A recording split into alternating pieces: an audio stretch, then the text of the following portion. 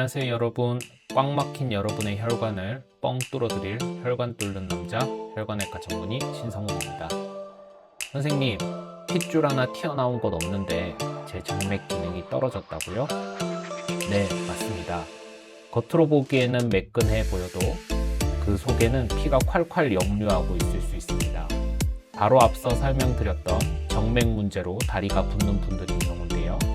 이런 경우 정맥 기능 부전이라고 합니다.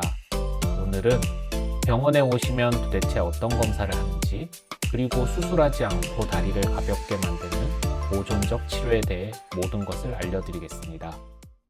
혈관외과에 오시면 가장 먼저 하는 것은 정맥 초음파입니다. 보통 여성분들이 임신 중 태아를 보는 초음파랑은 조금 다른데요. 우리 몸 안의 구조적인 것을 확인하지만 혈관 속 피의 흐름을 보는 것입니다. 저희가 이 검사로 확인하는 가장 중요한 것은 바로 역류입니다.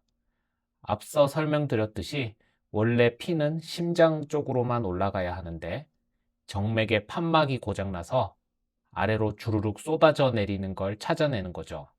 크게 보면 정맥은 다리 깊숙한 곳 근육 사이에 있는 큰 정맥인 심부정맥이 있고 피부 쪽에 작은 혈관인 표제정맥이 있습니다. 피부 가까운 표제정맥이 0.5초 이상 역류가 있는 경우가 있는데요.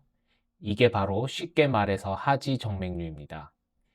이때는 고장난 가지를 없애버리는 수술로 해결할 수 있습니다.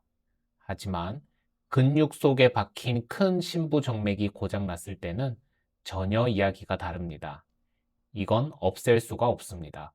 그래서 오늘 말씀드릴 보존적 치료가 관리의 생명입니다. 심부정맥 기능이 약하거나 수술할 정도가 아닌 정맥류 환자분들께 제가 가장 강력 추천하는 치료법은 바로 의료용 압박 스타킹입니다. 에이, 그냥 쫄바지나 무릎 보호대 같은 거 아니에요? 절대 아닙니다. 이건 입는 의료기기입니다. 일반 스타킹은 전체를 똑같이 조이지만 의료용으로 과학적으로 설계된 이 스타킹은 발목을 100%의 힘으로 꽉 조여주고 종아리를 70%, 허벅지를 40% 위로 갈수록 느슨해지는 거죠. 마치 치약을 밑에서부터 꾹꾹 짜올리는 것처럼 고인 피를 심장으로 강제로 밀어 올리는 원리입니다. 그래서 제2의 심장의 역할을 하죠. 스타킹은 압력에 따라 등급이 나뉘고 본인의 상태에 맞는 걸 신으셔야 합니다. 1단계는 15에서 20mm 머큐리 단계의 압력이고 다리가 잘 붓는 직장인이나 오래 서 있는 분들이 예방적 목적으로 신으시는 겁니다. 보통 마트나 인터넷에 파는 미용 압박 스타킹이 보통 이 정도입니다. 신기 편하다는 장점이 있습니다. 2단계는 20에서 30mm 머큐리 단계의 압력이고 하지 정맥류를 진단받으신 분이나 수술 후 회복 중인 분들, 임산부들이 많이 신으며 여기서부터는 주로 병원 처방이 필요하고 처음 신으면 너무 쪼여서 못 신겠어요 소리가 절로 나오지만 이 정도의 압력은 되어야 치료 효과가 있습니다. 마지막 단계는 30mm 머큐리 이상의 고압력 스타킹이고 림프 부종이나 정맥성 궤양이 심한 분들이 신는 특수용 스타킹입니다. 제가 드리는 꿀팁은 압박 스타킹은 신으면 무조건 효과가 있습니다. 하지만 너무 쫄려서 안 신는 분들이 많은데요. 2단계가 힘들다면 1단계라도 꾸준히 신으시고 아침에 일어나서 붓기 전에 신는 것이 가장 좋습니다. 다음으로 국내 유통되는 정맥 순환제에 대해 알아보겠습니다. 선생님, TV 광고하는 센시아 먹어도 되나요? 아니면 병원에서 처방받는 약이 더 좋은가요? 제가 이 질문을 하루에 10번도 더 듣습니다. 시중에 정맥순환제라고 광고하는 약이 많아 헷갈리시죠? 과학적으로 어느 정도 증명된 정맥순환제 중에 국내에 들어오는 약은 실제로 많지 않습니다. 여기 나오는 4가지 정도가 다라고 보셔도 됩니다. 첫 번째는 가장 잘 아시는 센시아입니다.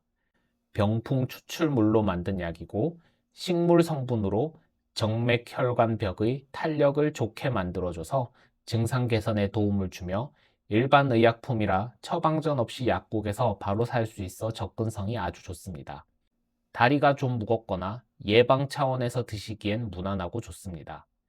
두 번째는 전 세계에서 가장 많이 사용하고 정맥 치료의 교과서적인 표준 치료제인 베니톨이라는 약입니다.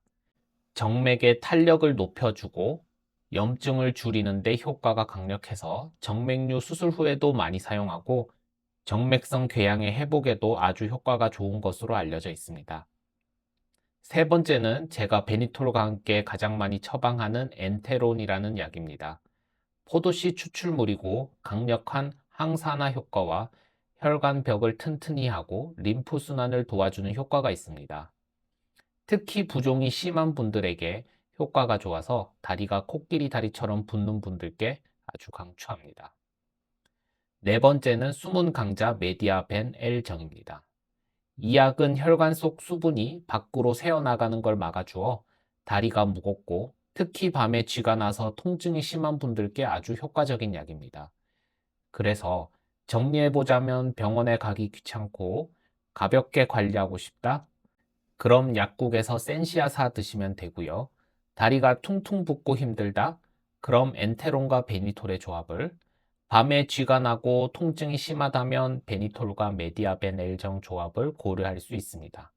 하지만 중요한 건 이런 약들이 고장난 혈관을 고쳐주지는 않습니다. 증상을 완화시켜 줄 뿐이죠. 그러니 약만 믿고 버티지 말고 증상이 지속되면 가까운 병원에서 꼭 초음파 검사를 받아보셔야 합니다. 자, 스타킹 신고 약 먹어도 해결이 안 되거나 이미 혈관이 울퉁불퉁 튀어나온 표재정맥 역류가 있다면 이때는 수술적 치료가 필요합니다. 수술이라니 무서워하시는 분들이 많으시죠? 요즘은 바늘자국으로 혈관을 막아버리거나 의료용 본드로 붙여버리는 최신 방법들이 많습니다. 다음 시간에는 하지정맥류 수술의 모든 것에 대해 비교해서 말씀드리겠습니다. 구독과 좋아요, 알림 설정 부탁드립니다. 지금까지 혈관 뚫는 남자 혈관외과 전문의 신성욱이었습니다.